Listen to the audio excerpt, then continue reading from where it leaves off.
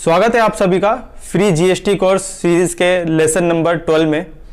आज हम इस वीडियो में बात करने वाले हैं मैंडेटरी रजिस्ट्रेशन के बारे में कि जीएसटी के अंदर किन किन को मैंडेटरी रजिस्ट्रेशन लेना ही पड़ता है, चाहे कोई सी भी सिचुएशन हो। ऐसे कौन कौन से कारण हैं, ऐसे कौन कौन से कैटेगरी है जिसमें यदि आप शामिल होते हो तो आपको मैंडेटरी जीएसटी में रजिस्ट्रेशन लेना पड़ता है।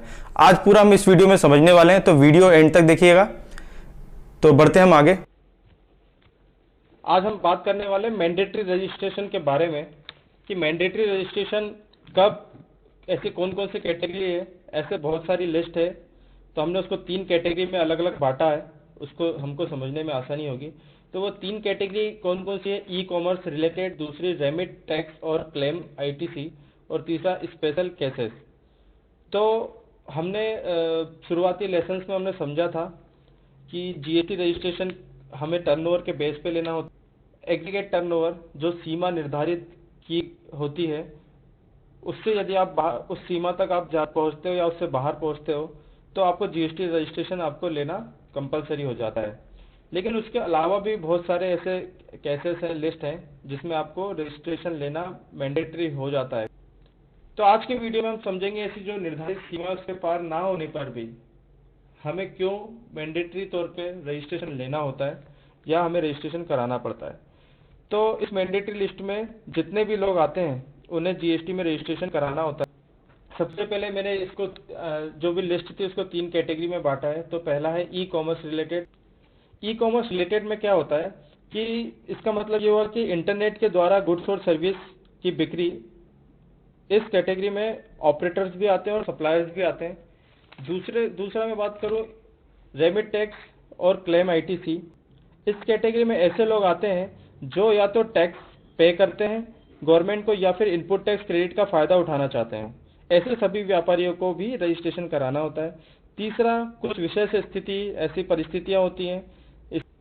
अब इस परिस्थितियों में हमें ऐसी विशेष परिस्थिति देखना पड़ता है। इसमें या तो फिर कभी कभी क्या होता है कि सप्लायर के बेस पे या सप्लायर विशेष तौर पे है, या फिर कभी कभी व्यक्ति या कारोबार विशेष है। तो ये सब हमको कैसे समझने पड़ेंगे। तो हम सबसे पहले बात करते हैं ई कॉमर्स रिलेटेड की बात करते हैं कि ई कॉमर्स में क्या होता है। ई कॉमर्स में person supplying through e commerce who collect tax. दूसरा, e commerce operator collect tax. तीसरा, e commerce operator paying tax on specified services. चौथा, ई कॉमर्स ऑपरेटर। तो इसमें हम जो ऊपर के जो 2 पॉइंट है इसको हम समझते हैं कि ये दोनों एक दूसरे से रिलेटेड है। E commerce person supply through e commerce who collect tax और e commerce operator collect tax. इसका मतलब ये हुआ कि मैं एग्जांपल के माध्यम से समझाने की कोशिश करता हूँ। इसमें चाहे सप्लायर हो चाहे ई कॉमर्स हो, सभी को रजिस्ट्रेशन लेना पड़ता है। फॉर एग्जाम्पल, यदि आप कोई परचेज, आप एज अ कस्टमर किसी अमेजोन या फ्लिपकार्ट से गुड्स परचेज करते हैं, तो जो अमेजोन और फ्लिपकार्ट जो है, तो अमेजोन और जो फ्लिपकार्ट है वो as a e commerce operator होता है। वो कलेक्ट करता है टैक्स, मतलब वो कस्टमर से कलेक्ट करता है टैक्स, मतलब आपसे टैक्स कलेक्ट करता है। उसके बाद जो भी सप्लायर है, जब भी गुड्स अमेजोन के थ्रू हम खरीदते हैं तो वो किसी सप्लायर के थ्रू उसमें आता है, और वो एज अ अमेजोन या फ्लिपकार्ट जो होता है हमसे क्या करता है, पैसे लेता है, कलेक्ट करता है और वो सप्लायर को देता है। तो हमारे पास जो इनवॉइस आता है वो सप्लायर का हमारे पास इनवॉइस आता है, और हम भी जीएसटी में रजिस्टर्ड है तो हमें उसका इनपुट टैक्स क्रेडिट मिल पाता है। ऐसे ही ई कॉमर्स ऑपरेटर जो होता है वो जब पेमेंट कलेक्ट करके जब सप्लायर को देता है तो 1% टीडीएस काट के देता है। तो ई कॉमर्स ऑपरेटर आपसे टैक्स कलेक्ट करता है, और सर्विस जो सप्लायर जो होता है और जो सप्लायर्स होता है उसको भी वो टैक्स जो देता है कलेक्ट करा वाला, वो कस्टमर से टैक्स कलेक्ट करके उसको पे करता है और 1% टीडीएस काट के देता है। तो सप्लायर जो है वो भी इनपुट टैक्स क्रेडिट ले सकता है यदि इसमें रजिस्टर्ड है तो। तीसरे कैटेगरी की मैं बात करता हूँ, ई commerce operator paying tax on specified services. अब स्पेसिफाइड सर्विसेज क्या है कि स्पेसिफाइड सर्विस मतलब ये तो सेंट्रल गवर्नमेंट या स्टेट गवर्नमेंट ने जो भी स्पेसिफाइड किया हुआ है, जो भी लिस्ट तैयार की गई है, इसमें चाहे सप्लायर ना हो या इसमें लाइबिलिटी जो भी है पे करने की जो लाइबिलिटी आएगी वो ई कॉमर्स ऑपरेटर को ही आएगी। चौथा, ई कॉमर्स ऑपरेटर्स। अब क्या हुआ कि ये तीनों कैटेगरी भी बना दी, इसको भी इसमें भी डिस्क्रिप्शन पूरा दे दिया कि कैटेगरी और रूल्स बना दिए। उसके बाद क्या बोल दिया गवर्नमेंट ने कि ई कॉमर्स ऑपरेटर मतलब कोई भी हो उसको मैंडेटरी है रजिस्ट्रेशन कराना। क्योंकि भारत में ई कॉमर्स सेक्टर बहुत ही तेजी से आगे बढ़ रहे हैं, इसलिए सरकार ने कहा कि ई कॉमर्स ऑपरेटर कोई भी हो आपको रजिस्ट्रेशन कराना कंपलसरी है। तो पहली कैटेगरी मेरे ख्याल से क्लियर हो गई होगी, इस कैटेगरी में कोई भी है उसको जीएसटी के अंदर मैंडेटरी है रजिस्ट्रेशन कराना। दूसरा है रेमिट टैक्स और क्लेम आईटीसी। इसमें मैंने आपसे बात करी थी, इसमें ऐसे व्यक्ति आते हैं या तो जो गवर्नमेंट को टैक्स पे करते हैं या इनपुट टैक्स क्रेडिट का फायदा लेना चाहते हैं। तो ऐसे सभी व्यापारियों को मैंडेटरी तौर पे रजिस्ट्रेशन कराना पड़ता है। इसमें मैंने लिखा हुआ है 4 कैटेगरी में बांटा है इसको भी लिस्ट में।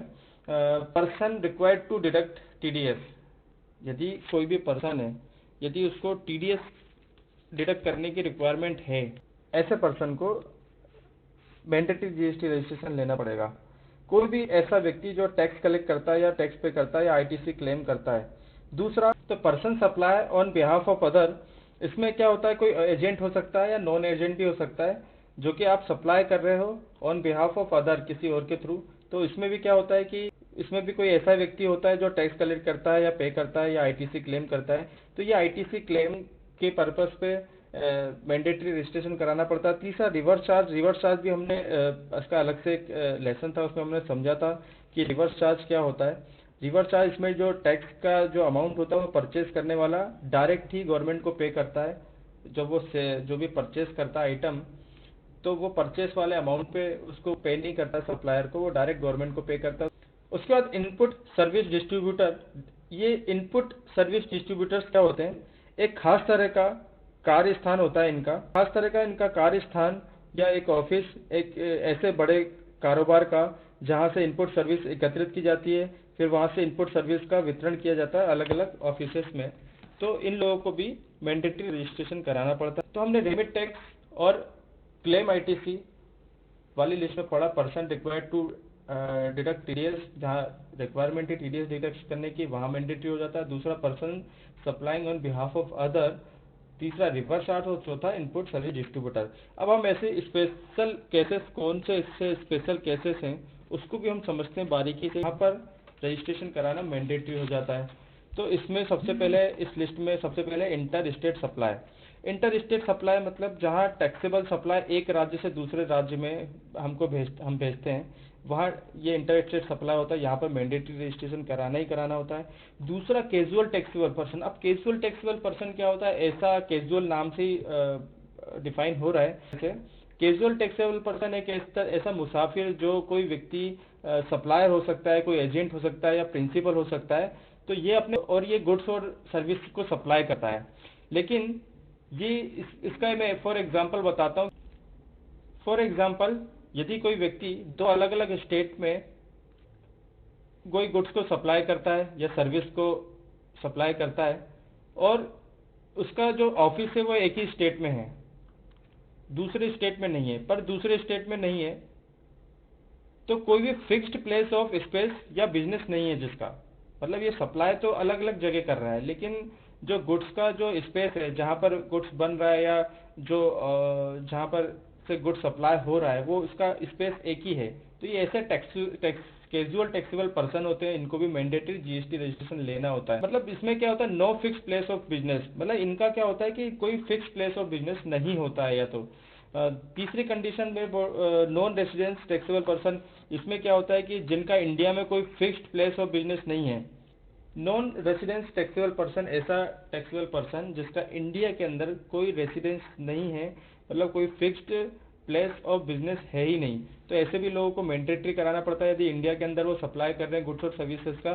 चौथा most important, online information and database access और रिट्राइवल सर्विसेज। ये एक ऐसी ऑनलाइन इन्फॉर्मेशन मतलब आईटी से रिलेटेड सर्विसेज हैं, या हम किसी फॉरेन या यूएस से कोई भी सर्विस हम ले रहे हैं या कोई डेटाबेस हम एक्सेस कर रहे हैं, तो उस केस में क्या यदि यूएसएस वाला भी कोई है तो उसको भी जीएसटी के अंदर रजिस्ट्रेशन कराना होता है। मतलब सप्लाई फॉरेन से हो रहा है और सर्विस का जो रिसिपेंट है वो इंडिया है, तो इनको भी मैंडेटरी जीएसटी में रजिस्ट्रेशन लेना होता है। उसके बाद कॉर्पोरेट एक्शन। कॉर्पोरेट एक्शन में क्या होता है, दो ऐसे कारोबार जो या तो मर्जर हो गए या अमलगमेशन हो गए, जो लीज है या सेल है, दोनों के बीच में जो भी कंपनीज है, दोनों का मिलन हुआ, एक्विजिशन हुआ है, वो ऐसे ट्रांजेक्शन कर रहे हैं, तो उनको भी मैंडेटरी जीएसटी के अंदर रजिस्ट्रेशन कराना होता है। तो ये अलग अलग जो लिस्ट है जिसको जीएसटी के अंदर आपको रजिस्ट्रेशन मैंडेटरी तौर पे कराना होता है, उसको मैंने 3 कैटेगरी में बांट करके पूरे वीडियो में समझाया। उम्मीद करता हूँ पूरा आपको वीडियो पूरा कॉन्सेप्ट क्लियर हो गया होगा, किन किन को मैंडेटरी तौर पर रजिस्ट्रेशन कराना पड़ता है। तो मिलते हैं अगले वीडियो में नए चैप्टर के साथ, तब तक के लिए गुड बाय।